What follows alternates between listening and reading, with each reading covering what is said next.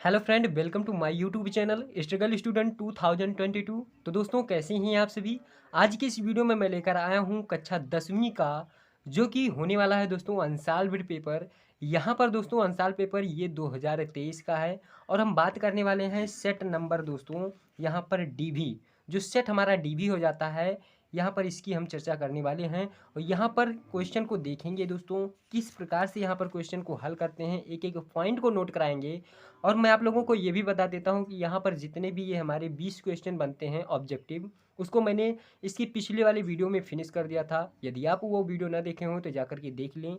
मैं आपको उस वीडियो का लिंक इस वीडियो के डिस्क्रिप्शन बॉक्स में दे दूंगा दोस्तों। तो यहाँ पर आज जो हम पढ़ने वाले हैं दोस्तों, यहाँ पर पढ़ने वाले हैं खंड बा, जो कि हमारा है विस्तृत उत्तरीय प्रश्न।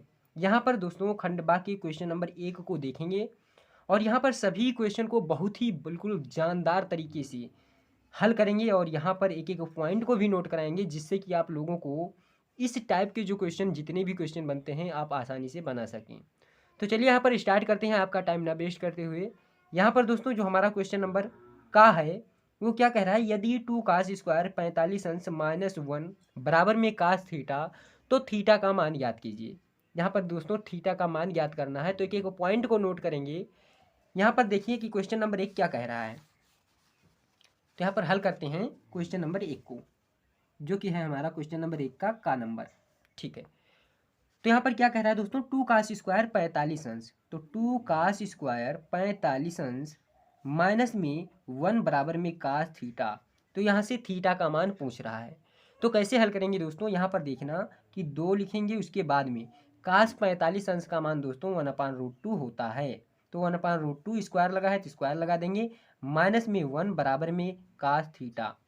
यहाँ से दोस्तों 2 गुणा में 1 का वर्ग करेंगे 1, और √2 का गुणा करेंगे, तो यहाँ पर अगर √2 का वर्ग करेंगे दोस्तों तो हो जाएगा हमारा 2, माइनस में 1 बचेगा बराबर में cos थीटा।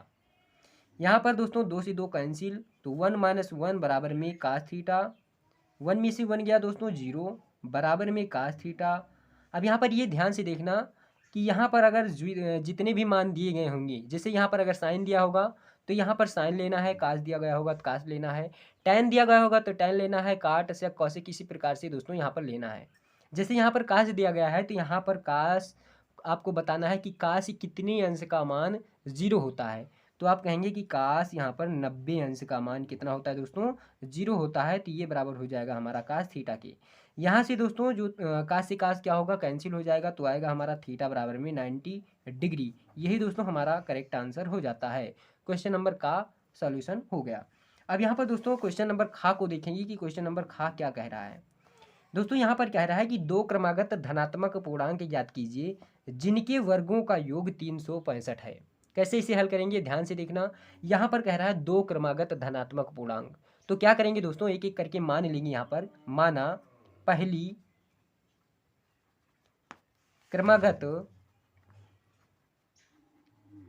धनात्मक पूर्णांक कितना मान लेंगे दोस्तों, यक्स मान लेंगे, कितना एक्स। तथा यहाँ पर क्या करेंगे, दूसरा मान लेंगे, तथा दूसरी क्रमागत धनात्मक पूर्णांक जो होगा दोस्तों, धनात्मक पूर्णांक वो कितना होगा। अगर हम यहाँ पर पहले एक्स माने हैं तो दूसरा क्या होगा दोस्तों, एक्स प्लस में 1, ये हो जाएगा। अब यहाँ पर कह रहा है दोस्तों जिनके वर्गों का योग, अर्थात प्रश्नानुसार क्या होगा कि यहाँ पर जब हम इसका वर्ग करेंगे दोस्तों तो क्या होगा, जिनके वर्गों का योग, इसको और इसको वर्ग करेंगे, उसके बाद में जोड़ेंगे। तो यहाँ पर x का वर्ग करेंगे x² प्लस में योग कह रहा है तो प्लस कर देंगे दोस्तों, उसके बाद में x + 1 का वर्ग, ये बराबर है दोस्तों किसके, 365 के। ये हो जाता है हमारा। अब यहाँ पर क्या करेंगे, एक एक पॉइंट को हल करेंगे। यहाँ पर x² प्लस में यहाँ पर लगाएंगे a + b का होल स्क्वायर। तो दोस्तों a + b का होल स्क्वायर होता है हमारा a² + b² + 2ab। तो यहाँ पर लगाएंगे x² प्लस में 1 का स्क्वायर 1 और प्लस में 2ab, मतलब 2 गुणा में x गुणा में 1, ये बराबर कितना होगा, 365 के हो जाएगा। अब यहाँ पर क्या करेंगे कि x² को क्या करेंगे, जोड़ देंगे। तो 2x² प्लस में कितना 1 प्लस में कितना 2x, ये बराबर में दोस्तों 365 के हो जाएगा। अब यहाँ पर देखिए 2x² 2x को प्लस में इधर ले लेंगे तो हो जाएगा हमारा 2x प्लस में कितना 1, 365 को इधर लाएंगे तो माइनस में 365, ये बराबर किसके हो जाएगा दोस्तों, 0 के। अब यहाँ पर क्या करेंगे, 2x² प्लस में कितना 2x, यहाँ पर जब 365 में से एक को घटाएंगे तो आएगा हमारा 364, और चिन्ह कौन सा रहेगा दोस्तों, तो चिन्ह बड़ी वाली संख्या का रहेगा, अर्थात यहाँ पर माइनस। ये बराबर कितना हो जाएगा दोस्तों, 0 के। अब यहाँ से दोस्तों 2 कॉमन कर लेंगे, तो 2 जब कॉमन करेंगे तो बचेगा हमारा x² प्लस में कितना x माइनस में 2 1 कम 2, 2 8 16, 2 दूनी 4 बराबर 0। अब दोस्तों यहाँ पर 2 को हम 0 की तरफ भेज देंगे तो होगा, वहाँ पर जब जाएगा तो ये 0 हो जाएगा, तो हो जाएगा हमारा x² प्लस में x माइनस में 182 अर्थात 182, ये बराबर होगा दोस्तों 0 के। अब यहाँ पर 182 का ऐसा गुणनखंड करना है दोस्तों कि जिसका अंतर करने पर कितना आ जाए, 1 आ जाए। तो यहाँ पर हम 182 का क्या करेंगे, गुणनखंड करेंगे, तो कैंसिल करेंगे। देखिए 2 से काटे, 2 9 18, 2 1 कम 2, 7 से काट दीजिए तो 13 से 91, 13। उसके बाद में 13 से काट दीजिए, 13 कम 13। तो यहाँ पर देखिए 7 दूनी 14, और 14 में से जब हम 13 को घटाते तो आता है हमारा 1, और जब 14 गुणे में 13 करते हैं दोस्तों तो आता है हमारा कितना 182 अर्थात 182 आ जाएगा। तो यहाँ पर क्या करेंगे, यहाँ पर लिखेंगे 14 माइनस में 13, तो यहाँ पर लिखेंगे x² प्लस में कितना 14 माइनस में 13, और उसके बाद में x माइनस में 182 बराबर में 0। अब यहाँ पर क्या करेंगे दोस्तों, x² प्लस में 14 का x में गुणा करेंगे तो होगा हमारा 14x। यहाँ पर देखिए ये माइनस है तो माइनस हो जाएगा, 13 का x में गुणा होगा तो 13x माइनस में 182, ये बराबर होगा हमारा 0 के। अब दोस्तों यहाँ पर क्या करना होगा, आपको यहाँ पर देखना होगा क्या कॉमन है। तो यहाँ पर दोस्तों x कॉमन कर लेते हैं तो बचेगा हमारा x प्लस में कितना 14, माइनस में यहाँ पर 13 कॉमन करेंगे दोस्तों तो यहाँ पर माइनस वाला चिन्ह बदल जाएगा, माइनस वाला प्लस हो जाएगा, तो होगा हमारा बचेगा यहाँ पर x, और प्लस में कितना दोस्तों, तो 13 1 कम 13 और 13 चौके 52 अर्थात x प्लस में 14 बराबर में ये होगा दोस्तों 0 की। अब यहाँ पर ध्यान से देखना कि x प्लस 14 कॉमन है, तो x प्लस 14 जब कॉमन करेंगे तो बचेगा हमारा क्या, x माइनस में 13, ये बच जाएगा, ये बराबर में 0। अब यहाँ पर ध्यान से देखना दोस्तों कि जब यहाँ पर हम x का मान निकालेंगे तो क्या क्या मान हो सकते हैं। तो यहाँ पर अगर हम यदि निकालें दोस्तों, यदि करते हैं तो यदि x प्लस 14 बराबर में कितना 0, तो यहाँ से हम x बराबर निकाल सकते हैं -14, जो कि ये माइनस में है तो इसको हमें नहीं लेना है। तो क्या करेंगे, अब दूसरा वाला हम लेंगे यहाँ पर तथा x माइनस 13 बराबर में 0, तो दोस्तों यहाँ पर x बराबर में क्या होगा, x बराबर में उधर जाएगा तो पॉजिटिव में 13 हो जाएगा अर्थात +13 हो जाएगा। तो यहाँ पर दोस्तों अगर हम बात करते हैं पहली क्रमागत धनात्मक पूर्णांक का, तो पहली क्रमागत धनात्मक पूर्णांक कौन सा होगा, हमारा 13 होगा, तथा दूसरी क्रमागत धनात्मक पूर्णांक क्या होगा दोस्तों, x + 1 है, तो यहाँ पर x के स्थान पर रखेंगे 13 और प्लस में 1 क्या हो जाएगा हमारा 14 हो जाएगा। तो यहाँ पर लिखेंगे अतः पहली क्रमागत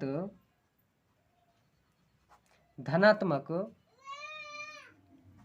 पूर्णांक बराबर में कितना दोस्तों, तो हो जाएगा हमारा 13, तथा दूसरी क्रमागत धनात्मक पूर्णांक यहाँ पर दिया गया है दोस्तों x + में 1, तो हमारा x के स्थान पर हो जाएगा 13, उसके बाद में प्लस में 1 तो हो जाएगा हमारा 14। तो यहाँ पर 13 और 14 हमारा क्या हो जाएगा दोस्तों, करेक्ट आंसर हो जाएगा। अब यहाँ पर दोस्तों हम क्वेश्चन नंबर गा को हल करेंगे, क्या कहता है क्वेश्चन नंबर गा, देखते हैं। यहाँ पर दोस्तों हमारा क्वेश्चन नंबर गा कह रहा है कि बिंदु x, y बिंदुओं 3, 6 और -3, 4 से समदूरस्थ हों तो x और y में संबंध ज्ञात कीजिए। तो यहाँ पर करते हैं हल, इस यहाँ पर तो ध्यान से देखना, यहाँ पर हम कोई बिंदु मान लेते हैं P, ये दिया गया है इसके निर्देशांक x, में y, मान लो यहाँ पर ये बिंदु है।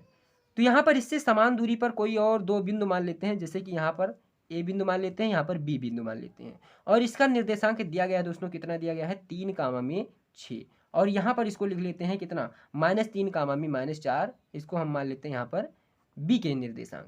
ये कह रहा है दोस्तों ये जो बिंदु है, ये जो बिंदु P दिया गया है, ये दोनों बिंदु इससे समान दूरी पर स्थित हैं अर्थात समदूरस्थ हैं।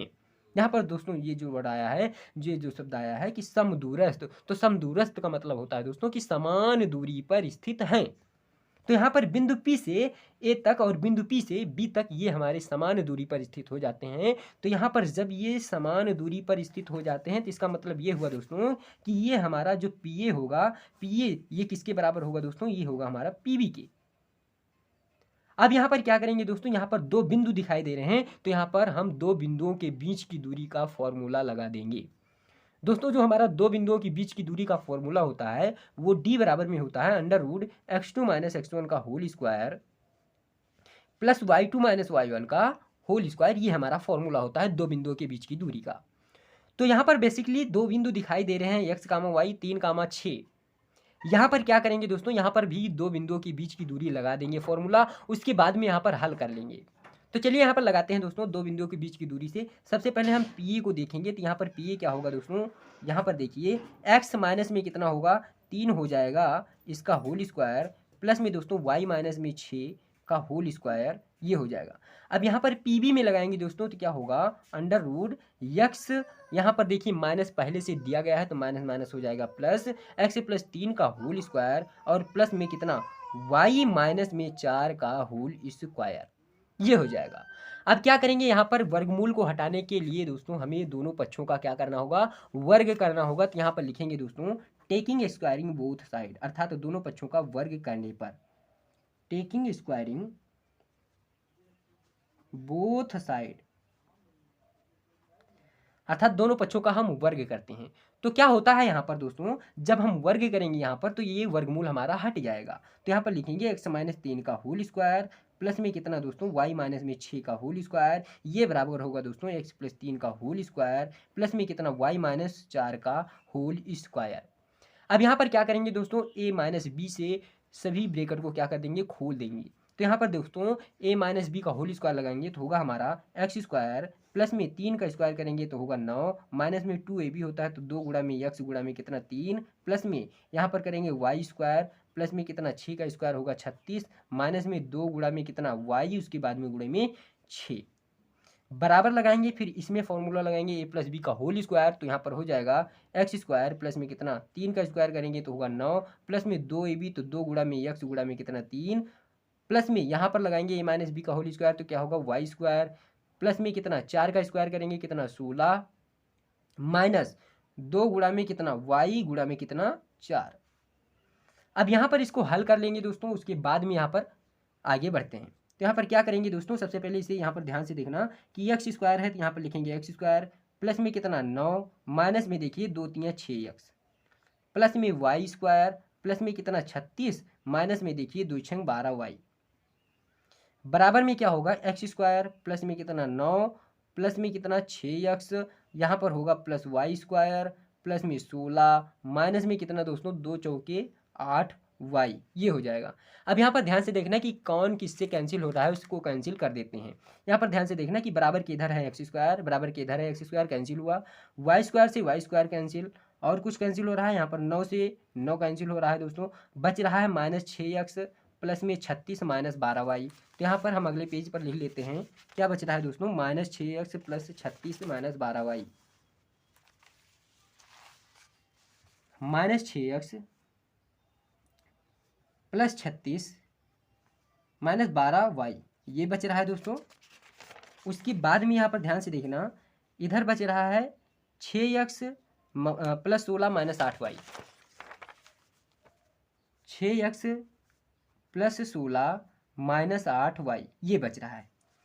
अब क्या करेंगे दोस्तों, इसको हल कर लेंगे, उसके बाद में हम बता देंगे कि x और y में यही संबंध है। तो यहाँ पर ध्यान से देखना दोस्तों, यहाँ पर देखिए माइनस 6x दिया गया है, ठीक है। तो यहाँ पर माइनस 6x लिख लेंगे प्लस में 36 लिख लेंगे माइनस में 12y लिख लेंगे। यहाँ पर माइनस 6 ये प्लस 6x इधर आएगा दोस्तों तो होगा हमारा माइनस 6x प्लस 16 इधर आएगा तो माइनस 16 माइनस 8 इधर आएगा तो प्लस में 8y, ये हो जाएगा हमारा। ये बराबर किसके दोस्तों, 0 के हो जाएगा। अब यहाँ पर इसे हल कर लेंगे दोस्तों, तो यहाँ पर ध्यान से देखना माइनस 6x कितना होगा माइनस 12x, यहाँ पर प्लस 36 माइनस 16 कितना घटाएंगे तो कितना होगा हमारा 20, यहाँ पर देखिए माइनस 12y और प्लस 8y तो यहाँ पर होगा माइनस में 4y, ये बराबर होगा कितना 0 के। अब यहाँ पर क्या करेंगे, यहाँ पर माइनस 4 कामन कर लेंगे, तो जब कामन करेंगे तो होगा हमारा 4 3 12 3x प्लस में 4। यहाँ पर ध्यान से देखना कि जब यहाँ पर माइनस कामन ले रहे हैं तो यहाँ पर प्लस वाला चिन्ह माइनस हो जाएगा और माइनस वाला चिन्ह प्लस हो जाएगा। तो यहाँ पर प्लस है तो यहाँ पर क्या होगा माइनस हो जाएगा। तो 4 5 20, ये वाला प्लस हो जाएगा दोस्तों, तो प्लस में 4 एकम 4 अर्थात y यहाँ पर बचेगा, ये बराबर में किसकी 0 की। अब क्या करेंगे दोस्तों, यहाँ पर इस -4 को उधर भेज देंगे। तो जब भेजेंगे तो क्या होगा, 3x माइनस में 5 प्लस में y ये बराबर में 0 हो जाएगा। अब 3x प्लस में y, 5 को उधर भेज देंगे तो प्लस में चला जाएगा और ये हो जाएगा हमारा 3x प्लस में y, ये बराबर में कितना दोस्तों, 5 के हो जाएगा। यही हमारा करेक्ट आंसर हो जाएगा। तो यहाँ पर क्वेश्चन नंबर ग को हम बहुत ही आसानी से हल कर लिए हैं। यही हमारा x और y में संबंध है। अब हम बढ़ते हैं क्वेश्चन नंबर घ की तरफ। यहाँ पर दोस्तों क्वेश्चन नंबर घ जो कह रहा है, एक लंब वृत्तीय शंकु के आधार की त्रिज्या 3.5 सेंटीमीटर तथा ऊंचाई 12 सेंटीमीटर है। शंकु की तिर्यक ऊंचाई ज्ञात करना है। तो चलिए यहाँ पर हल करते हैं क्वेश्चन नंबर घ को। दोस्तों यहाँ पर हमारा क्वेश्चन नंबर घ क्या कह रहा है, ध्यान से देखना। सबसे पहले हम एक बना लेते हैं शंकु, प्यारा सा शंकु इस प्रकार से। दोस्तों ये जो हमारा होता है, ये वाला होता है ऊंचाई, ये वाला बोलते हैं इसको हम तिर्यक ऊंचाई, जिसको हम यल से डिनोट करते हैं। इसको बोलते हैं हम हाइट, जिसको एच से डिनोट करते हैं अर्थात ऊंचाई। और यहाँ पर ये हमारा जो हो जाता है, ये रेडियस हो जाता है, अर्थात यहाँ पर ये हमारी त्रिज्या हो जाती है। तो यहाँ पर क्या करेंगे दोस्तों, एक लंब वृत्तीय शंकु के आधार की त्रिज्या, अर्थात जो त्रिज्या दिया गया है वो त्रिज्या कितना दिया गया है, 3.5 सेंटीमीटर दिया गया है दोस्तों। और जो यहाँ पर ऊंचाई दिया गया है वो 12 सेंटीमीटर दिया गया है, 12 सेंटीमीटर। और हमें तिर्यक ऊंचाई ज्ञात करना है। तो कैसे ज्ञात करेंगे, चलिए यहाँ पर देखते हैं। तो यहाँ पर क्या करेंगे दोस्तों, यहाँ पर हल करते हैं कि एक फॉर्मूला होता है यहाँ पर शंकु की तिर्यक ऊंचाई का, एल स्क्वायर बराबर में होता है एच स्क्वायर प्लस में आर स्क्वायर। तो यहाँ पर दोस्तों एल स्क्वायर बराबर क्या होगा, एच स्क्वायर, एच का हमारा कितना दिया गया है, 12 दिया गया है, तो यहाँ पर कर देंगे 12 का स्क्वायर प्लस में आर स्क्वायर, कितना, आर स्क्वायर मतलब 3.5 का होल स्क्वायर। यहाँ पर ये हो जाएगा। अब क्या करेंगे दोस्तों, एल स्क्वायर बराबर में होगा 12 का स्क्वायर करेंगे तो 144 प्लस में यहाँ पर एक काम करिए, इसको दशमलव को हटा दीजिए, उसके बाद में नीचे एक जीरो चिपका दीजिए, का होल स्क्वायर काट दीजिए, 5 सत्ते 35 और 5 दूनी 10, आ गया हमारा 7/2। तो एल स्क्वायर बराबर में होगा दोस्तों 144 प्लस में कितना, 7 का स्क्वायर करेंगे तो 49 और 2 का स्क्वायर करेंगे कितना, 4। यहाँ पर दोस्तों एल स्क्वायर बराबर 4 लासा ले लेंगे तो यहाँ पर 1 लिखेंगे, उसके बाद में यहाँ पर 4 से गुणा होगा तो 4 चौके 16, 4 चौक 16, 1 17, 4 एकम 4, 1 5 प्लस में कितना 49, ये बटे में 4 हो जाएगा। यहाँ से एल स्क्वायर की वैल्यू कितना हो जाएगा, 6 9 15 और 7 4 11, 11 1 12, 5 1 6 बटे में 4। यहाँ से दोस्तों जब एल का मान निकालेंगे तो अंडर रूट हो जाएगा कितना, 625 बटे में 4। 625 225 का वर्गमूल है तो यहाँ पर 25 लिख देंगे, उसके बाद में 4 का क्या होगा, 2। तो यल का मान जो आया हमारा 25/2, या इसी को हम लिख सकते हैं 12.5, अर्थात 12.5 सेंटीमीटर। यही हमारा दोस्तों करेक्ट आंसर हो जाएगा। अब हम बात करने वाले हैं दोस्तों क्वेश्चन नंबर अंगा की। तो क्वेश्चन नंबर अंगा क्या कह रहा है हमारा, बिंदुओं ए कामा बी और -a, -b के बीच की दूरी ज्ञात कीजिए। तो कैसे यहाँ पर हल करेंगे, एक एक पॉइंट को नोट करना, हमारे द्वारा जितने भी चीज़ें हैं बहुत ही अच्छे से समझते हुए चलना है दोस्तों। और यदि हमारा वीडियो अच्छा लगता है तो हमारे इस वीडियो को लाइक शेयर एवं सब्सक्राइब जरूर कर देना। तो चलिए यहाँ पर देखते हैं क्वेश्चन नंबर अंगा को। 2 बिंदु दिए गए हैं दोस्तों, यहाँ पर बिंदुओं a, b और -a, -b। तो चलिए यहाँ पर हल करते हैं। देखिए सबसे पहले अंगा नंबर, सबसे पहले हम यहाँ पर बिंदु लिख लेते हैं। बिंदु कौन कौन सा दिया गया है, बिंदु पहले बिंदु दिया गया है a, b, उसके बाद में दिया गया है दोस्तों -a, -b। यहाँ पर इनके बीच की दूरी ज्ञात करना है। तो कैसे ज्ञात करेंगे, यहाँ पर ध्यान से देखना। जो 2 बिंदुओं के बीच की दूरी का फॉर्मूला होता है वो होता है हमारा x2 माइनस में x1 का होल स्क्वायर प्लस में y2 माइनस y1 का होल स्क्वायर, ये हो जाता है हमारा। तो क्या करेंगे, यहाँ पर एक एक फॉर्मूले को लगाएंगे। यहाँ पर सबसे पहले हम मान लेते हैं कि ये हमारा x2 है, ये y2 है, इसको मान लेते हैं x1, इसको मान लेते हैं y1। तो x2 माइनस x1 मतलब a, उसके बाद में ये माइनस a, तो a माइनस माइनस क्या होगा दोस्तों, प्लस हो जाएगा, a का होल स्क्वायर। y2 कितना है, b मान लेते हैं, और यहाँ पर माइनस माइनस प्लस हो जाएगा y1, तो b का होल स्क्वायर। आप इसको भी मान सकते हैं x1 और y1, ठीक है। तो यहाँ पर क्या करेंगे दोस्तों, a मिलकर के कितना हुआ, 2a हुआ, तो 2a का स्क्वायर प्लस में कितना 2b का स्क्वायर, यहाँ पर हल करेंगे तो होगा 2a का स्क्वायर मतलब 4a का स्क्वायर, प्लस में 2b का स्क्वायर कितना होगा दोस्तों 4b का स्क्वायर। अब क्या करेंगे यहाँ पर 4 कॉमन कर लेंगे तो बचेगा हमारा a स्क्वायर प्लस में b स्क्वायर दोस्तों। अब यहाँ पर क्या करेंगे 4 का वर्गमूल कितना होता है 2 होता है, अंडर रूट में बेचारा बच जाएगा क्या a स्क्वायर प्लस में b स्क्वायर, यही हमारा करेक्ट आंसर हो जाएगा दोस्तों। अब यहाँ पर क्या करेंगे क्वेश्चन नंबर 4 को हल करेंगे, बिल्कुल बेसिक से बिल्कुल बेहतरीन ढंग से हल करते हुए चलेंगे दोस्तों। यदि हमारा वीडियो अच्छा लगता है तो हमारे इस वीडियो को लाइक शेयर एंड सब्सक्राइब जरूर कर दें। यहाँ पर देखिए क्वेश्चन नंबर 4 क्या कह रहा है दोस्तों, यहाँ पर दिया गया है वर्ग अंतराल, सारणी दिया गया है, यहाँ पर माध्य ज्ञात करना है अर्थात समांतर माध्य ज्ञात करना है। ध्यान से देखेंगे कि यहाँ पर वर्ग अंतराल दिया गया है कितना, 0 से 10 दिया गया है, 10 से 20 दिया गया है, 20 से 30 दिया गया है, 30 से 40 और 40 से 50 दिया गया है। बारंबारता भी यहाँ पर दिया गया है 3, 10, 11, 9 और 7 दिया गया है। इनके जो है यहाँ पर इनका समांतर माध्य ज्ञात करना है। तो चलिए यहाँ पर हल करते हैं, किस प्रकार से यहाँ पर हल करेंगे ध्यान से देखना।